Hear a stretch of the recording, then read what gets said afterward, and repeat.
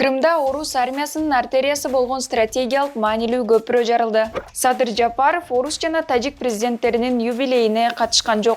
Запорожьеда орус ракетасынын соккусунан жай тургундар курман болду. Улуу Британияда жашоонун кымбатташынан миңдеген британдар митингге чыкты. Джо Байден ядролук курал колдонуу коркунучун эң жогору деп баалады. Орусияда мобилизациядан качты делген адамга кылмыш иши козголду.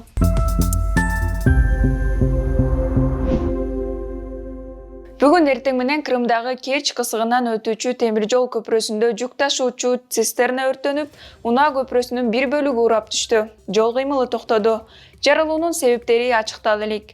Көпүрөдөн өрт чыкканы тууралуу алгачкы маалыматтар Москва убактысы боюнча таңкы 6 чамасында түшкөн. Социалдык тармактарда көпүрөнүн, поезддин күйүп жаткан видеолору дароо эле желдей тарады. Алардан жол көпүрөсүнүн бир бөлүгү урап калганын көрүүгө болот. Аннексияланган Крымдын башчысынын кеңешчиси Олег Крючков жүк ташуучу поездде күйүүчү май куюлган цистерна күйүп кеткенин айтты. Анын айтымында жарылуунун себептери жана кесепеттери тууралуу айтууга али эрте.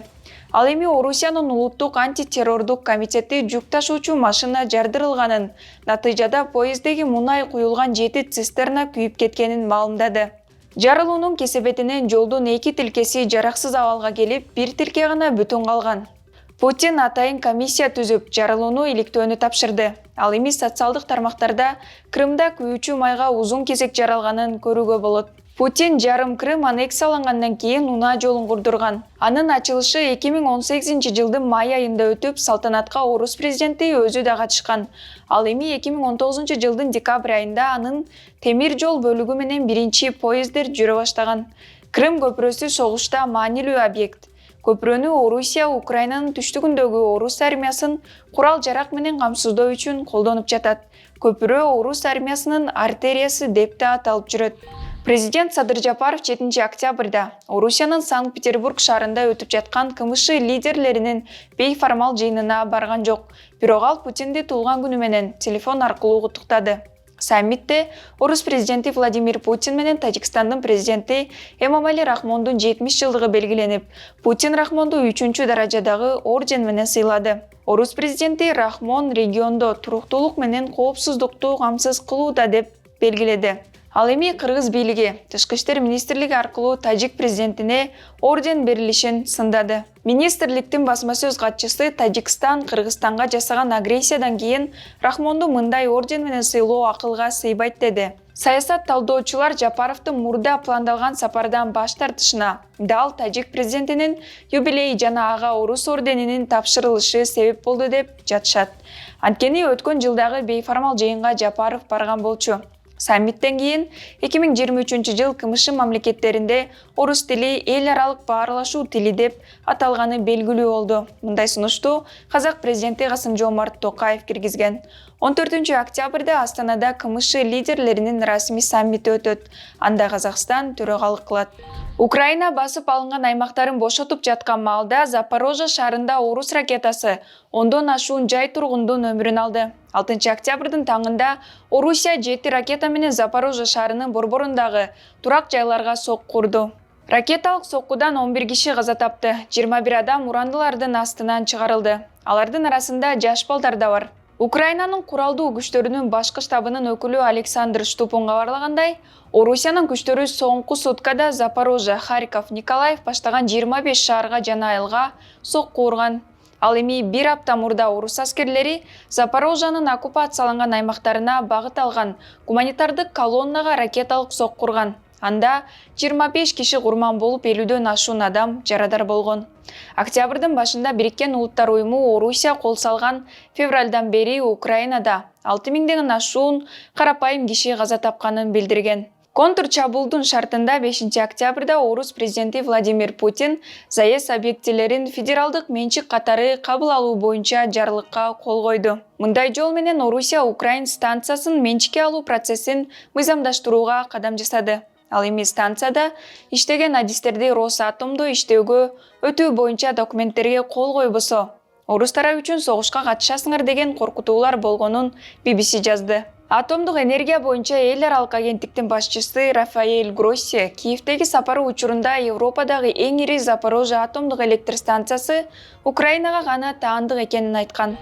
Мунай жана газ кризисинин шартында жана жашоонун кымбатташына байланыштуу Улуу Британияда нааразычылык акциялары күчөдү. Улуу Британиянын жарандары баалардын өсүшүнө байланыштуу демонстрацияга чыгышты. Алар колдоруна электр энергиясына төлөмдөрдү төлөбөөгө чакырык жазылган баннерлерди көтөрүп алышкан. Нааразычылык акциялары Лондон, Глазго, Белфаст, Эдинбург, Суонси жана Ливерпуль сыяктуу шаарларында өттү. Алар реалдуу айлык акыны жогорулатууну, электр энергиясынын баасын арзандатууну жана байлар үчүн салыктарды жогорулатууну талап кылышууда. Митингди уюштурган компания акцияга 10 миңдеген адам чыкканын жазган. Акцияга чыккандар авто жолдорду жаап, темир жолчулар жана почтальондор массалык ишташтоо жарыялашкан. Нааразычылык акциялары жаңы премьер-министр Лиз Трастын өкмөтүнүн жаңы бекиткен бюджетинен кийин болуп жатат деген божомолдор бар. Жаңы бюджетке энергетикалык чыгымдарды чектеген, бирок салыктарды кыскарткан. Анын ичинде эң көп киреше тапкандар үчүн эң жогорку ставка алынып салынган. Август айында премьер-министрлик үчүн күрөш учурунда Лиз Трасс электр энергиясын чектөөгө жол бербейм деп убада кылган. Бирок өлкөдө өндүрүлгөн электр энергиясынын 40%дан ашыгы газ менен иштеген станцияларда өндүрүлөт. Улуттук электр тармагынын өкүлдөрүнүн айтымында, Орусиянын Украинага басып киришинен улам энергетика рыногунда болбогон хаос жана туруксуздук пайда болду. Орусия Европага газдын агымын токтоткондон кийин көптөгөн өлкөлөр тез арада альтернативдүү жеткирүү булактарын издөөгө аргасыз болушкан.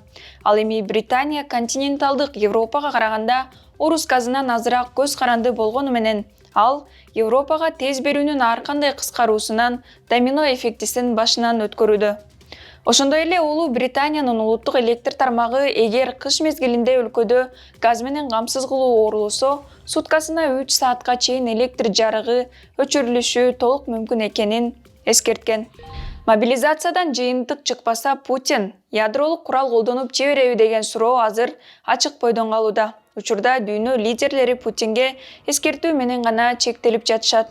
АКШ президенти Джо Байден ядролук катастрофа болуу ыктымалдуулугун эң жогору деп баалады. Ал Нью-Йорктогу иш-чарада сүйлөп жатып, биз ядролук Армагеддон коркунучуна Кеннединин жана Куба ракеталык кризисинен бери биринчи жолу туш болуп жатабыз деди. Байден Путинди жакшы билерин айтып, ал тамашалабаганын белгилеп, согуш азыркыдай эле багытта өнүксө, ядролук курал колдонулушуна түздөн-түз коркунуч бар деди. Австралиялык Лои институтуна комментарий берип жатып, Зеленский НАТО Орусиянын ядролук курал колдонушун күтпөй, аны колдонууга жол бербеш керектигин айтты. Орус тарап Зеленский ядролук курал колдонууга чакырууда деп анын сөзүн бурмалады. Кийинчерээк Зеленскийдин басма сөз катчысы Сергей Никифоров Украин президенти санкциялар тууралуу айтып жаткандыгын белгилеп өттү.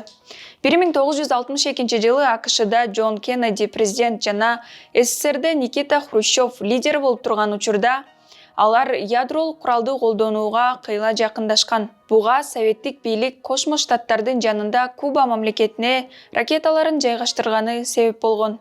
Ядролук курал колдонуу опузасы бүт дүйнөнү тынчсыздантты. Ал арада америкалык бизнесмен, миллиардер Илон Маск Украинанын айланасында кырдаалды жөнгө салуу боюнча өзүнүн пикирин билдирип, Твиттерде эки өлкө ортосунда тынчтыкка жетишүү үчүн зарыл болгон шартты сунуштады. Бизнесмендин айтымында ыктымалдуулугу аз болсо да альтернативдүү жыйынтык ядролук согуш болушу ыктымал. Масктын твитине Украин бийлиги да жооп кайтарды. Тактап айтканда, Украинанын президентинин аппаратынын жетекчисинин кеңешчиси Михайло Подоляк жооп беретинде согуш качан аякташын айтты. Украина өз аймактарын, анын ичинде Крымды бошотот, Россияны демилитаризациялоо жана ядролук куралдан ажыратуу керек, жана аскердик кылмышкерлерди соттоо керектигин айткан. Украинанын президенти Владимир Зеленский Твиттерде сиздерге Орусияны колдогон Маск жагабы же Украинаны колдогон Маск көбүрөөк жагабы деп добушка койду. 2,5 миллионго чукул адам добуш берип, анын дээрлик 80% Украинаны колдогон Маскты жактырарын билдиришкен. Орусиянын Пенза облусунда тергөө комитети мобилизациядан качуу беренеси боюнча биринчи кылмыш ишин козгоду. Медиазона басылмасы ал адам тез жардам кызматынын мурдагы айдоочусу, эки баланын атасы Максим Моисеев экенин аныктаган. Тергөөчүлөрдүн айтымында ал жүйөлүү себептерди жана негиздери жок болсо деле эки жолу аскер комиссариатына келүүдөн баш тарткан. Айыпталуучунун жубайы Моисеевдин чакыруу кагазы ката менен жазылганын, ошондуктан ал аларды кабыл алуудан баш тартып, кол койбой койгондугун айткан. Анын айтымында жолдошу кармалгандан кийин 2 күн убактылуу кармоочу жайга кармалып, андан соң өлкөдөн чыкпоо тилкаты менен үйүнө чыгарылган. Айрым юристтер Моисеевке козголгон иштин негизи жок, анын бир гана максаты коркутуу экенин белгилешкен. Муну менен катар Красноярскиде шаардын Совет жана Борбордук райондорунун аскер комиссариаттарын өрттөгөн адам кармалган. Укук коргоо органдарындагы булак РИА орус басылмасына кармалган адам артподготовка кыймылынын тарапкери, 23 жаштагы жергиликтүү тургун болгондугун билдирген. Маалыматта ал калкты коркутуу жана тургундарды Украинадагы согушка катышуудан баш тартуу үчүн военкоматты өрттөгөн. Тургун террордук акт жасоого аракет жасаган деп айыпталууда. Forbes басылмасы жарым-жартылай мобилизация жарыялагандан бери дээрлик 2 жума өткөндөн кийин болжол менен 700 000 адам Орусиядан чыгып кеткенин, алардын 200 000 Казакстанга кеткенин билдирген. Мобилизация жарыяланары менен Орусиядан кетүүнү каалагандар көбөйүп, ар тарапка качууда. Алар негизинен виза режими жок кошуна өлкөлөргө, Европа, Грузия, Борбор Азияга агылууда. Ал эми Кыргызстандын президенти Садыр Жапаров New York Times гезитине берген маегинде мобилизациядан качкан орустар экстрадициялоодон коркпой эле койсо болорун айтты. Жапаров орус жарандары Кыргызстанда ээн эркин жүрүп, иштей алышарын белгиледи. Орус жарандары мобилизациядан качып кетип жаткан маалда украиналыктар согуштан качып, өмүрүн сактап калууга аргасыз болуп жатышат. Бириккен Улуттар уюму согуш башталгандан тартып, Украинанын чек арасын дээрлик 14 миллион адам кесип өткөнүн маалымдайт. Көпчүлүк качкындар башпаанекти коңшу мамлекеттерден тапкан. Украиналык педагог, психолог Ирина февраль айында Одессадан Чехияга качып келген. Бул жакта ал украиналыктар көп болгондуктан жеңил көнүп кеткендигин жана кандай жашап жатканын айтып берди. Примерно за неделю до войны такое было вот ощущение, что нужно собрать тревожный чемоданчик, потому что о войне все говорили чаще и чаще, о том, что это возможно быть. И у меня лежала уже сумка с документами собранная, и документы и деньги, все. И когда утром в 5 утра прогремели взрывы, я реально понимала, что все, оно началось. Мы просто хватили сумку и начали бежать. И первым делом, да, мы бежали к границе, потому что понимали, что как только объявят военное положение, границы закроют, и мужчины, естественно, не смогут выехать. А у меня в моем ближнем кругу это мой родной крестник, мой родной племянник, он и крестник, и 2 двоюродных брата, ребятам, которые только исполнилось военно-призывного возраста. Я забираю их, и мы пересекаем границу. Алгачкы күндөрү ага өтө эле кыйын болгон. Кийинчерээк ал өз иши менен иштеп, ыктыярчылык кылып мекендештерине жардам көрсөтө баштаган. Мы тоже здесь волонтерим. Мы занимаемся волонтерством, когда приезжают наши сограждане. Мы помогаем им устраиваться, находим, куда их расселить и так далее по возможности. Но самое главное, что, например, если как не люблю говорить о себе, да, мы психологическая помощь бесплатная. Кажется, понятное дело, что если взять одного человека, то эта помощь такая минимальная, но если таких взять 10, 20, 50, это уже помощь. Чет өлкөлөрдө качкандарга ыктыярчылар гана жардам бербестен, мамлекет дагы ар тараптан жардам көрсөтүүдө.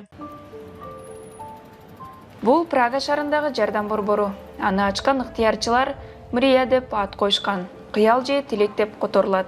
Согуш эрте бүтсө экен деген тилегибиз дейт ыктыярчылардын бири Марина. Здесь у нас столовая, здесь люди у нас обедают, завтракают и ужинают. Каждый день все горячее, все теплое, все свежее, все новое. Есть маленькие технические перерывы для того, чтобы продезинфицировать помещение. Вот так вот вообще это наша столовая. Здесь у нас отдел проживания.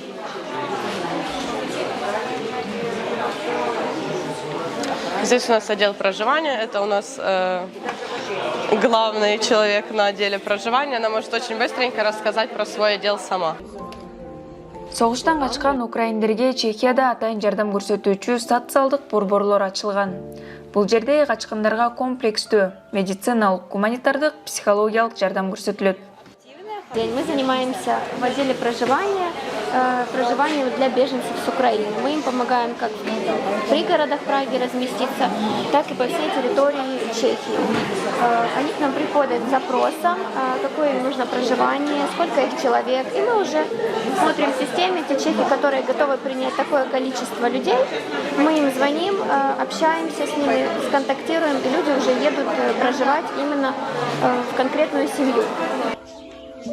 Чехияга келген качкындардын кээ бири үйүнө кайтса, кээ бири биротоло жашап да калышууда. Наш центр работает с 11.03, с 11 марта. Мы помогли около 35 тысячам человек. Из них около 5 тысяч мы предоставили проживание. Ну, это как бы статистика, это вот в первый наплыв было очень много людей. Так каждый день приходит к нам около 700 человек. До 700 человек каждый день проходит через наш центр. Похоже, выпечку. Мекеменин төмөнкү кабатында кампа бар. Ал жактан кийим-кече, азык-түлүк, балдарга оюнчуктарды дагы ала алышат. Люди спускаются к нам по анкеткам. Анкетки у них принимают, и люди выбирают одежду, а по анкетке мои сотрудники подбирают химию, гигиену, детское питание, памперсы, продукты, продуктовые наборы. Все, пока люди выбирают одежду, девочки формируют им наборы, то, что есть у нас в наличии. В любом случае мы поедем домой. Светлана жана анын апасы болсо жардам алуу үчүн узун кезектин чордонунда. Алар келечекте кантип күн өткөрүп, тиричилик кылышарын билбей турушат. Анткени Харьковдагы уyu тыйпыл болгон. Хотя бы ее квартира как-нибудь осталась, моей-то нет, хотя бы ее, но побиты окна пока. Это все можно поставить. Что там? Моих подъездов нет, а в нее хоть чуток еще, как бы надежда есть. Нет никого больше. Дочка есть, но она далеко, она была до войны еще за границей на работе. В Китае. Китай теперь закрыл все выходы, входы, она даже не смогла приехать.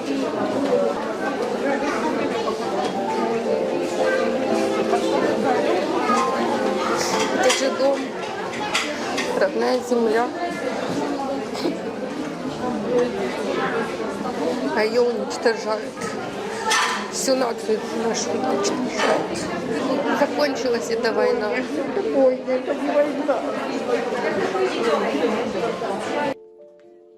Галина болсо 5 баланын энеси. 3 баласы менен Чехияга Украинанын Кременчук шаарынан март айында келген. Үйүндө жолдошу жана 2 баласы калган. Я живу бесплатно здесь. Спасибо чешской семье, она меня приютила. То я за жилье я не плачу. Вот так ходим по этим гуманитаркам. То здесь, знаете, очень тяжело. Вот. Ну, пока мы не собираемся возвращаться домой. Если бы, может, я была одна, я бы пошла. Я ради детей я здесь сижу.